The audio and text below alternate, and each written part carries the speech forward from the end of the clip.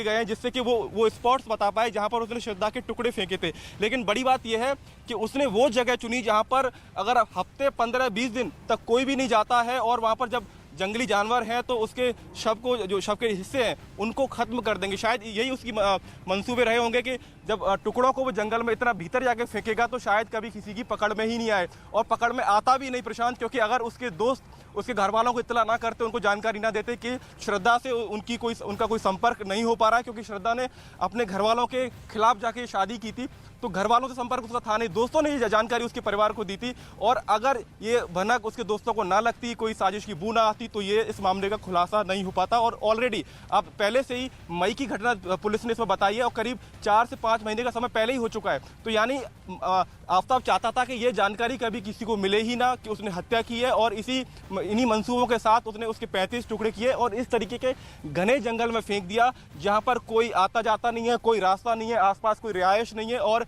इसका फायदा आफताब को ये मिला कि ये मामला देर तक गुत्ती बना रहा, और अब कहीं जाके पुलिस ये इस मामले की तह तक पहुंचने की कोशिश कर रही है। और मामले की तह तक पहुंचने के साथ साथ पुलिस ये भी कोशिश कर रही है कि आफताब ने उन शवों के टुकड़ों को कहां पर फेंका, वहां पर उसको ले जाया जाए और एक एक करके उन टुकड़ों को इकट्ठा किया जाए। अभी तक सिर्फ 35 में से 13 जो शरीर के टुकड़े थे श्रद्धा के, वो बरामद हुए हैं। प्रशांत, मुझे उतरना है यहाँ से।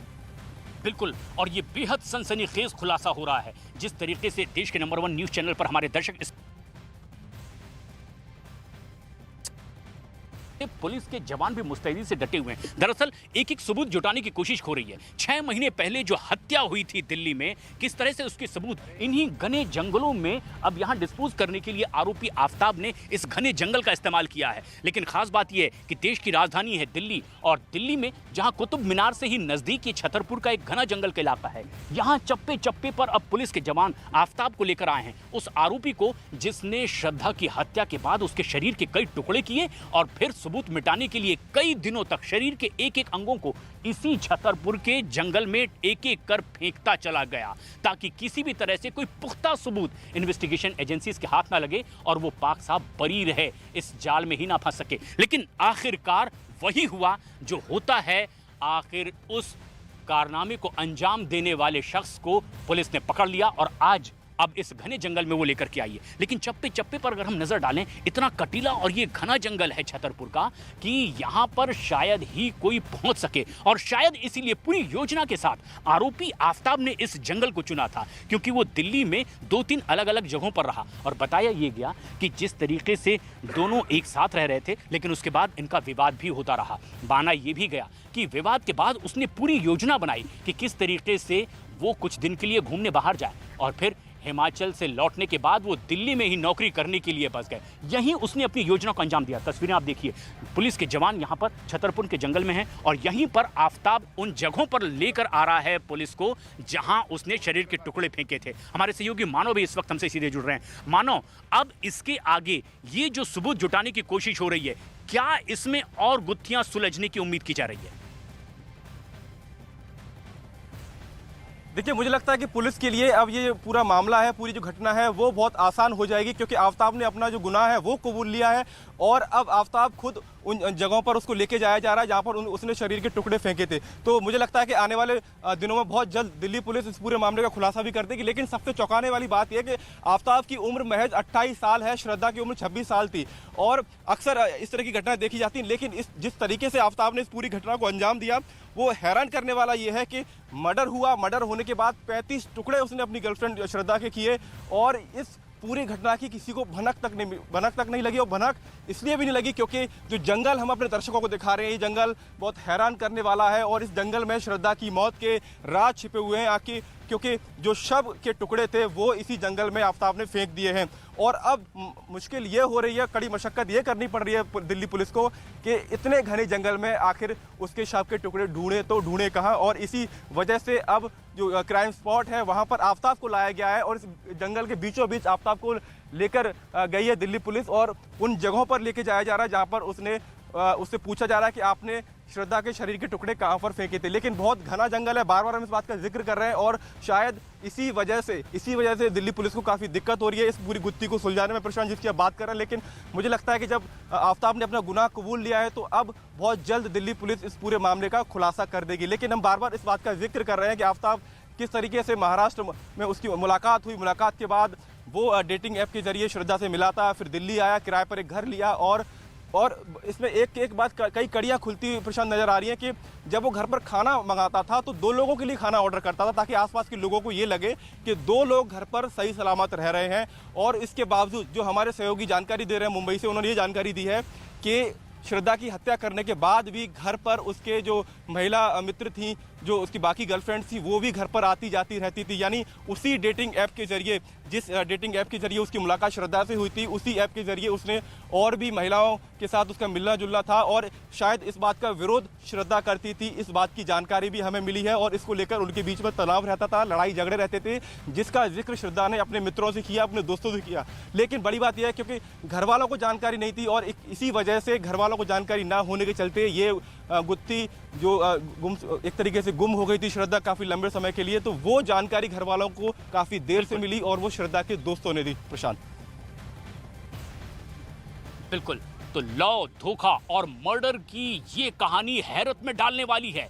जिस तरह से ये अपने अंजाम पर पहुंची है, अब उसकी तफ्तीश में जुटी हुई है पुलिस और दिल्ली के ही बीचों बीच दक्षिण दिल्ली के छतरपुर के इस घने जंगल में, जिस तरफ हम दूर तक नजर भी नहीं पहुंच सकती, इस जगह का इस्तेमाल आरोपी आफ्ताब ने किया। और हम देख सकते हैं कि ये इतना घना और कटीला जंगल है जहां उसने श्रद्धा के शरीर के टुकड़े फेंके हैं। आज यहीं लेकर के आई है पुलिस। हमारे पीछे में ठीक आफ्ताब आरोपी भी मौजूद है जिससे पुलिस पूछताछ कर रही है। उस जगह पर पहुंची है जहां उसने श्रद्धा के शरीर के टुकड़े फेंके थे। लेकिन सबसे खास बात यह कि जिस डेटिंग ऐप के जरिए वो श्रद्धा से मिला था, अब बताया यह जा रहा है कि उसी डेटिंग ऐप के जरिए वो दूसरी लड़कियों से भी मिला करता था और यही थी झगड़े की असली वजह। और ये एक बड़ी और बेहद अहम खबर न्यूज़ 18 इंडिया पर हम अपने दर्शकों को दिखा रहे हैं। छतरपुर के घने जंगलों में इस वक्त चल रही है तफ्तीश, जहां आफ्ताब को लाया गया है, पूछताछ की जा रही है उससे। उस जगह पर पहुंच रही है पुलिस जहां पर उसने श्रद्धा के शरीर के टुकड़े फेंके थे।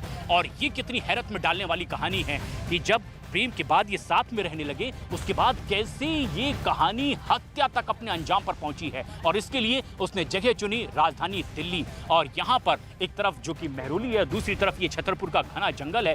यहाँ कैसे वो श्रद्धा के शरीर के टुकड़े लेकर आता रहा, एक एक कर फेंकता रहा। और ये बेहद हैरत में डालने वाली बात है कि अब पूछताछ में जिस तरह के खुलासे हो रहे हैं वो बहुत आश्चर्यजनक है। यानी बाकायदा पूरी योजना बनाकर, प्लानिंग के साथ इस हत्या को अंजाम दिया आरोपी आफ्ताब ने। आफ्ताब इसी जंगल में इस वक्त मौजूद है। पुलिस की टीम उसे लेकर आई है तफ्तीश के लिए। पुलिस के जवान यहां पर मौजूद हैं, उससे पूछताछ की जा रही है। और इस मौके पर इसीलिए भी उसे लाया गया है ताकि सबूत इकट्ठे किए जा सकें और यहां वो खुद बताए कि किस तरह से इस पूरी प्लानिंग के तहत वो श्रद्धा के शरीर के टुकड़ों को लाकर फेंकता रहा। एक ऐसा घना कटीला जंगल है जहां लोगों का पहुंचना बेहद मुश्किल है, लेकिन ये महज मेन रोड से तकरीबन 200 मीटर की दूरी पर अंदर की तरफ है। इसी जंगल के पीछे में है देश और दुनिया का जाना माना कुतुब मीनार। और जितनी उसकी ऊंचाई है उतनी ही गहराई पे जाती हुई ये कहानी दिखाई दे रही है। इस मर्डर मिस्ट्री में अब एक के बाद एक खुलासे हो रहे हैं। आफ्ताब इसी घने जंगल में इस वक्त मौजूद है। पुलिस की टीम उसे लेकर आई है